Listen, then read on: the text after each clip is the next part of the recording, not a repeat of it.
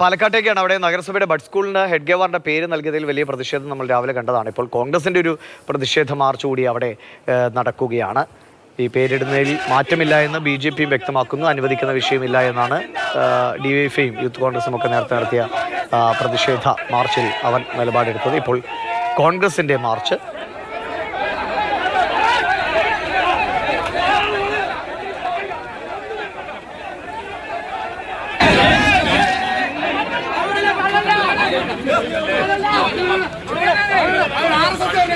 പ്രതിഷേധത്തിലെ തത്സമയ ദൃശ്യങ്ങളാണ്. കോൺഗ്രസ് പ്രവർത്തകരാണ് കൊടിയും തന്നെ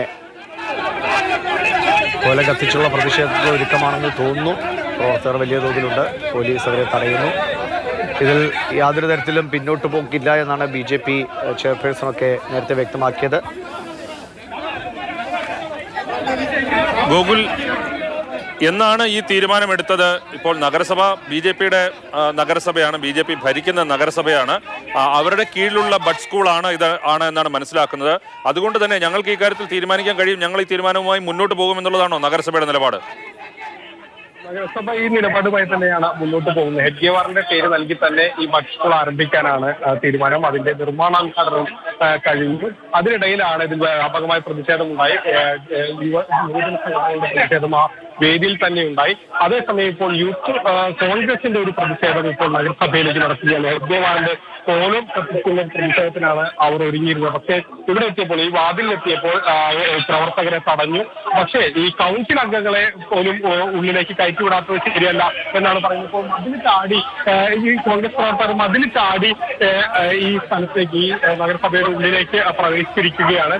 ഓണം ഉള്ളിൽ വെച്ച് തന്നെ കത്തിക്കും, നഗരസഭയുടെ ഉള്ളിൽ വെച്ച് തന്നെ കത്തിക്കും എന്നുള്ള നിലപാടുമായി ഈ ഒരു നഗരസഭ കോമ്പൗണ്ടിലേക്ക് മതിൽ ചാടിയാണ് കോൺഗ്രസ് പ്രവർത്തകരെത്തി ഉള്ളിൽ പ്രതിഷേധം നടത്തുകയാണ്.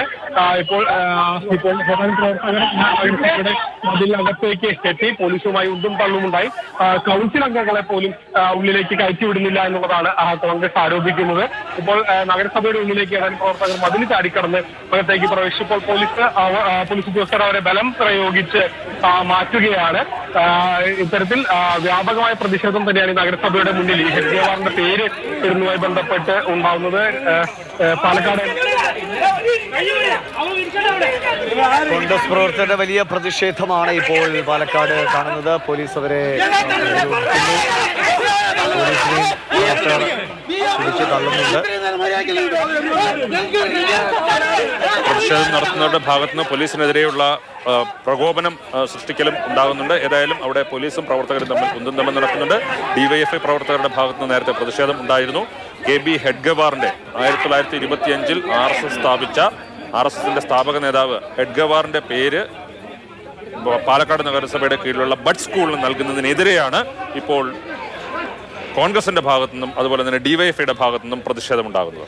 ഇതിലൊരു പ്രതികരണം കൂടി വരുന്നുണ്ട്. ഇതിനെതിരെ രാഹുൽ മാങ്കൂട്ടത്തിൽ MLA ആണ് രംഗത്ത് വരുന്നത്. ഏത് നൈപുണ്യമാണ് ഹെഡ് ഗവാർ വികസിപ്പിച്ചത് എന്നും രഹസ്യമായിട്ടാണോ പേരിടേണ്ടതെന്നുമാണ് രാഹുൽ മാങ്കൂട്ടത്തിൽ MLA ചോദിക്കുന്നത്. നമ്മുടെ എല്ലാവരുടെയും പൊതുവായ ഭൂമിയായ മുനിസിപ്പാലിറ്റിയുടെ ലാൻഡിൽ ഒരു RSS നേതാവിൻ്റെ പേര് കൊടുക്കുവാൻ എന്ത് പ്രസക്തിയാണ് അയാൾക്കുള്ളത് ഈ രാജ്യത്തിൻ്റെ പൊതു ഇടത്തിൽ? ഇതെന്തോ പരസ്യമായി പറയാൻ കൊള്ളാത്തതാണെന്ന് ഇവർക്ക് തന്നെ ഒരു ബോധ്യമുണ്ട്. ഇവർക്ക് തന്നെ അങ്ങനെ ആത്മവിശ്വാസമുണ്ട്, അങ്ങനെ പരസ്യമായി പറയാൻ പാടില്ലാത്തതാണെന്ന്. അതുകൊണ്ടാണ് ഇങ്ങനെ രഹസ്യമായി ഒളിച്ചു കടത്താൻ ശ്രമിക്കുന്നത്. അതിനെ ഞങ്ങൾ പ്രതിരോധിക്കും.